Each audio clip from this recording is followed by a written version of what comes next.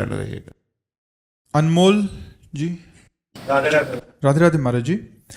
महाराज जी, यदि सब कुछ ईश्वरी लीला है तो फिर मानवीय प्रयास की क्या भूमिका है? क्या समर्पण भी पूर्व निर्धारित? नहीं, आपने सब कुछ ईश्वरी लीला क्या देखी, क्या माना आपने ईश्वरी लीला? भगवान ने 3 प्रकार के कर्म बनाए। पशु नहीं कर्म कर सकता,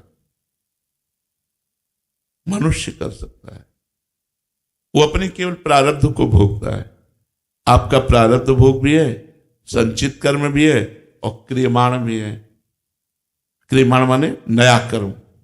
और नया कर्म करने के लिए आपको किसने रोका? आप नए कर्म का अनुष्ठान कीजिए। मनुष्य जन्म नए कर्म के लिए मिला है, इसमें भगवान की क्या बात? भगवान जो करेंगे वो अच्छा करेंगे। किसके विषय में कहा गया? परिणाम। भगवान ने आज्ञा की, कर्मण्ये वाधिकारस्ते मां फलेषु कदाचन। तुम फल के अधीन मत बनो, कर्म करो। कर्म करने का अधिकार आपको है। शास्त्रीय पद्धति के अनुसार, धर्म के अनुसार, भारतीय कानून व्यवस्था के अनुसार आप कर्मानुष्ठान करो, कर्म का अनुष्ठान करो। इसके लिए कहाँ भगवान की लीला है? इसमें क्या रोका गया है?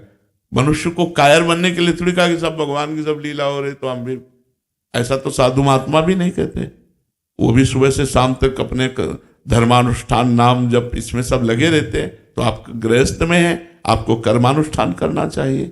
नवीन नवीन कर्म करो, उत्साह पूर्वक धन कमाओ और अपने परिवार का और हमारे भारतीय समाज की सेवा करो। अब जैसे धन बढ़ गया तो लाखों गौओं का लोग पोषण कर रहे हैं, बड़े बड़े अस्पताल खुलवाए हुए हैं। तो ये सब करो। धन बढ़ जाए तो इसका सदुपयोग करो। अगर धन नहीं उतना है तो अपने परिवार का पोषण करने के लिए धर्मपूर्वक धन कमाओ।